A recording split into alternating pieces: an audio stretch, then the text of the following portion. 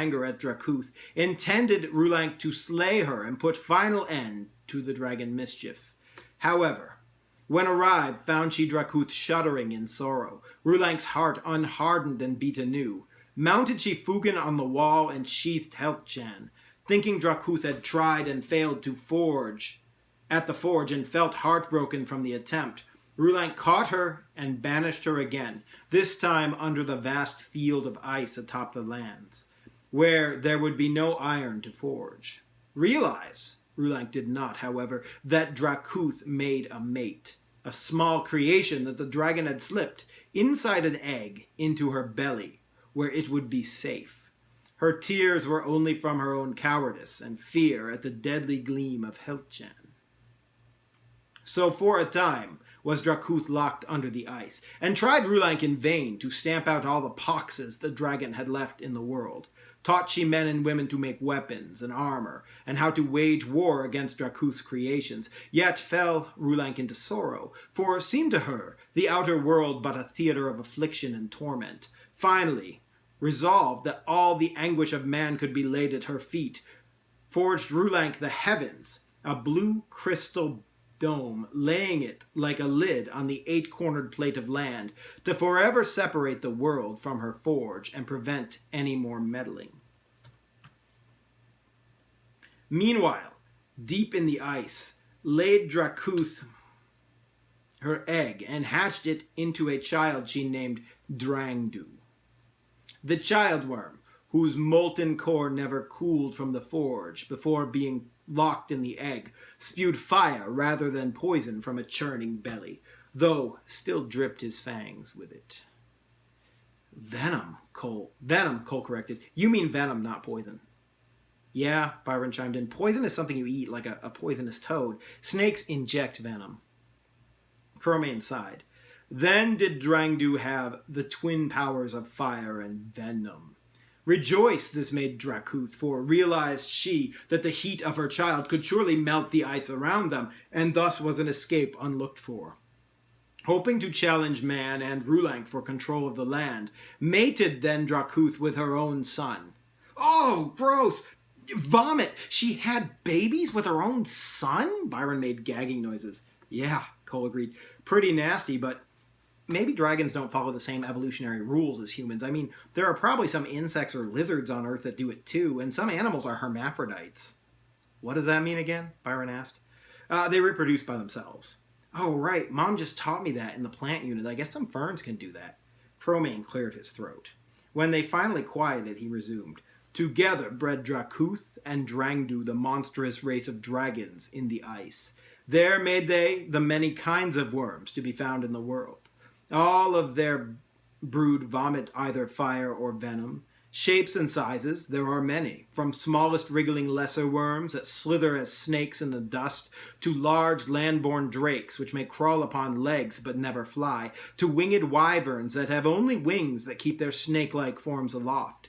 Alone and above these lesser dragons are the full-blooded dragons, or great worms. Fearsome in the form of their mother and father, these are the strongest.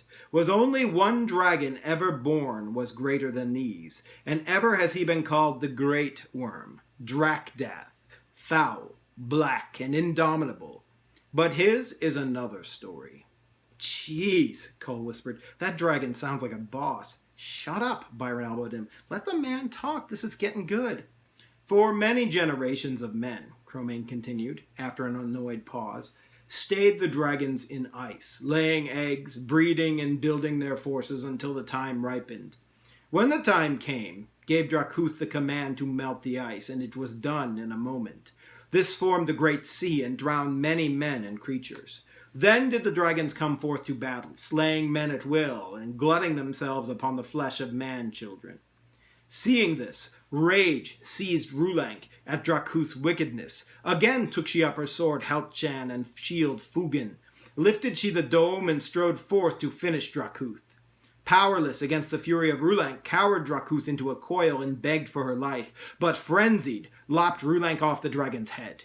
Enraged by the death of their great mother, Drangdu and all of his foul brood attacked Rulank, filling her veins with venom and burning at her flesh, but was resistant to fire, the old forge mistress, and not made with a heart to be poisoned. So slew she nigh all of the dragons that attacked her, causing the few remaining to flee to the 8 corners of the lands.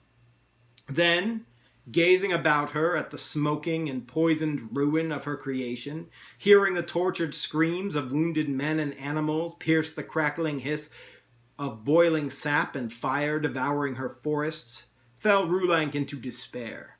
In a fit of anguish, perhaps aided by the venom fever, used she her own long black hair to hang herself from the branches of the tallest tree, which reached nearly to the sky dome. He paused for effect. No one spoke for a few paces. After a heavy sigh, he continued, So passed Rulank, the great forge mistress and all-mother from the earth. Then cooled the forge, and red went the sky on the horizon, and fled her soul back to the center of void at the edge of abyss, into the embrace of the Great Father. Hold up, Byron said after Cromane finished, his eyes wide with amazement. You're telling me that your creation myth ends with the creator killing herself? Suicide? That's just brutal. Actually, I think it's Shakespearean, Cole added. He'd read Hamlet, Macbeth, Othello, and Julius Caesar as part of his home school education, and he could be pretty intellectual. It's textbook tragedy, he explained. Watch the tragic hero meet her self-inflicted doom. Comes all our woe from Rulank's death, Cromane replied. Thus it is, we in the clans do not abide self-killing. So, Cole prodded, that's all there is? That's the whole story? There are many stories, Cromane replied, but ends this one with Rulank's death and the slow cooling of the forge? Byron shook his head again. I still can't believe it ends that way. Talked I have to your British, Cromane said, his tone offended. Died your Christ no different. Knew he did what would happen if stayed he in the city. Stayed he. Happened as he foresaw. That's different, Byron replied. That was a sacrifice made for others. It wasn't done in selfish despair. And Jesus was resurrected. He didn't stay dead. A god isn't killed, Cromane insisted. A god is too powerful for that. Lets he himself be killed. Chooses he the killing. Not so much different. It is to me, Byron replied, now grumpy. Calm down, Byron, Cole urged. Don't hold his gods up to your standards. No one gets bent out of shape at the Greek gods, and look at all the crazy stuff Zeus got up to. I mean, infidelity, grudge-holding, murder, rage, jealousy, domestic abuse, mass slaughter. He was a train wreck. And this mythology's probably as fictional as that one. I guess, Byron shrugged, somewhat mollified.